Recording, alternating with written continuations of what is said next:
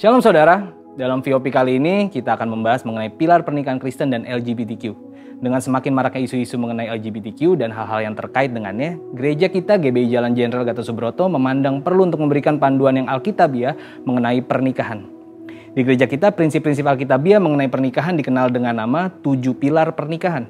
Pilar pertama yang juga menjadi hukum pertama dalam pernikahan adalah pernikahan yang Allah tetapkan adalah antara seorang laki-laki dan seorang perempuan, di mana jenis kelamin laki-laki dan perempuan itu tetap sejak lahir. Kita bisa lihat bahwa prinsip ini menolak dosa homoseksual dan lesbian. Mengapa hal ini penting? Karena pada mulanya Allah menciptakan manusia laki-laki dan perempuan. Allah memberkati mereka dan memberi perintah untuk beranak cucu dan bertambah banyak memenuhi dan menaklukkan bumi. Kemudian dengan jelas Allah memberikan satu hukum bahwa seorang laki-laki akan meninggalkan ayahnya dan ibunya dan bersatu dengan istrinya, yang adalah satu orang perempuan sehingga keduanya menjadi satu daging. Jadi sesungguhnya pernikahan yang Allah ciptakan itu heteroseksual, yaitu antara satu orang laki-laki dan satu orang perempuan, bukan yang sesama jenis atau homoseksual. Perlu diingat juga bahwa ketika Allah menciptakan Adam sebagai seorang laki-laki dan Hawa sebagai seorang perempuan, Allah tidak bertanya pada siapapun. Allah menentukan gender seseorang dalam kedaulatannya dan tidak dapat diganggu-gugat oleh siapapun. Jadi jika seorang menolak gender yang Allah putuskan, hal itu seperti menolak Sang Pencipta, yaitu Allah sendiri. Bagaimana jika terjadi orientasi seksual yang berbeda dengan gender bawaan lahir? Hal tersebut sama dengan kondisi manusia berdosa yang cenderung untuk melakukan perbuatan-perbuatan yang melawan hukum Allah. Apakah seseorang dapat berkata, karena saya memiliki kecenderungan untuk melakukan perbuatan pelanggar hukum, jadi saya lakukan saja pelanggaran itu? Tentu tidak demikian. Orientasi yang keliru itu tidak dapat dijadikan alasan untuk melanggar hukum Allah, tetapi harus dikendalikan dan diarahkan kepada orientasi seksualnya yang benar, yaitu yang sesuai dengan gender bawaan lahirnya. Jadi ketika kelompok LGBTQ berusaha supaya keberadaan mereka dapat diterima secara legal di Indonesia, sekalipun banyak pandangan yang pro dan kontra, gereja perlu mengambil sikap yang sesuai dengan Alkitab. Sekarang mari kita lihat faktor-faktor apa saja yang menjadi penyebab LGBTQ. Faktor pertama yaitu adalah faktor pola asuh dalam keluarga. Faktor pengasuhan dalam keluarga punya pengaruh yang sangat besar terhadap perkembangan satu individu, dari bayi sampai dewasa.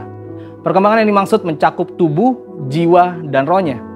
Karena itu parenting yang baik sangat penting supaya seorang anak yang akan berkembang dengan baik. Saul Maclett, seorang dosen dan peneliti dalam bidang psikologi, menemukan bahwa anak mengamati model yang memberikan contoh perilaku maskulin atau feminim. Setelah mengamati, anak tersebut akan berusaha meniru sekalipun perilaku tersebut tidak sesuai dengan gendernya. Karena anak akan meniru apa yang sering dilihatnya.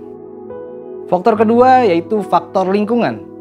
Faktor lingkungan baik di dalam keluarga maupun di luar keluarga juga memiliki pengaruh yang besar. Dikatakan oleh Jonathan Tan, seorang transgender yang sudah dipulihkan di dalam nama Tuhan Yesus. Inilah pentingnya seorang anak harus diberlakukan sebagaimana identitas dirinya. Jika ia terlahir sebagai anak laki-laki, maka ia harus diperlakukan sebagai anak laki-laki, diasuh dan dibesarkan sebagai seorang anak laki-laki. Demikian pula dengan perempuan. Proses perlakuan dan pengasuhan yang tidak sesuai sejak belia akan membentuk fondasi identitas diri yang tidak tepat pula hingga dewasa. Faktor ketiga adalah faktor psikologis. Faktor psikologis juga memiliki peran yang besar dalam mempengaruhi seseorang menjadi LGBTQ. Beberapa di antaranya tidak percaya Tuhan, tidak mendapat perhatian keluarga, trauma masa kecil, ejekan saat kecil, kekaguman yang berlebihan, kesalah pergaulan, sering menonton film porno, dan hal lainnya. Johannes Verkil, profesor misi dan penginjilan dari Belanda yang juga adalah misionaris yang melayani di Indonesia, menjelaskan bagi orang-orang tertentu kecenderungan homoseksual itu adalah akibat dari suatu perkembangan psikis yang terganggu. Mungkin terjadi bahwa kesalahan-kesalahan yang dibuat dalam pendidikan, pengalaman dalam masyarakat, gangguan-gangguan komunikasi dalam pertalian-pertalian dengan sekitar menimbulkan kecenderungan homoseksual dan pola-pola kelakuan. Bagaimana dengan argumen dari kelompok LGBTQ yang menyatakan bahwa mereka menjadi seperti kondisi mereka saat ini bukan karena keinginan mereka, tetapi karena faktor genetik yang mereka warisi. Faktanya, hingga saat ini di dalam dunia medis belum ada penelitian secara saintifik yang menunjukkan bahwa LGBTQ itu disebabkan karena faktor genetik. Jadi, setelah mengetahui hal-hal tersebut, bagaimana seharusnya sikap dan tindakan gereja mengenai hal ini? Untuk menjangkau dan memulihkan kelompok LGBTQ, gereja perlu memperhatikan hal-hal berikut. Pertama, Yesus mengasihi semua orang berdosa tanpa memandang dosa masa lalunya. Contohnya, Yesus mengasihi dan menolong wanita Samaria yang telah bergonta-ganti pasangan sehingga wanita itu berubah dari seorang wanita yang hidup bebas menjadi seorang penginjil yang memenangkan banyak jiwa. Yang kedua, salah satu penyebab kuat LGBTQ ialah faktor pola asuh keluarga. Karena itu gereja harus memfasilitasi para orang tua untuk dapat melakukan parenting dengan benar. Ketiga, gereja harus menghindari sikap menghakimi kelompok LGBTQ. Mereka harus berusaha menjangkau dan melayani mereka. Keempat, gereja-gereja di Indonesia perlu aware dengan perkembangan kelompok LGBTQ di Indonesia.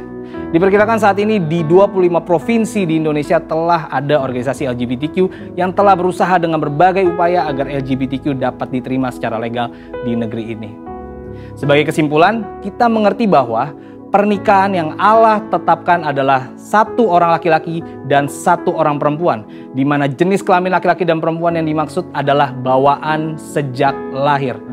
Faktor pola asuh keluarga yang tidak sehat dan faktor lingkungan adalah dua faktor yang menyebabkan LGBTQ. LGBTQ bukan disebabkan oleh faktor genetik, karena LGBTQ dapat disembuhkan bila yang bersangkutan memiliki keterbukaan.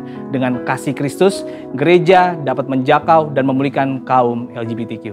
Saat ini kelompok LGBTQ telah berkembang di Indonesia.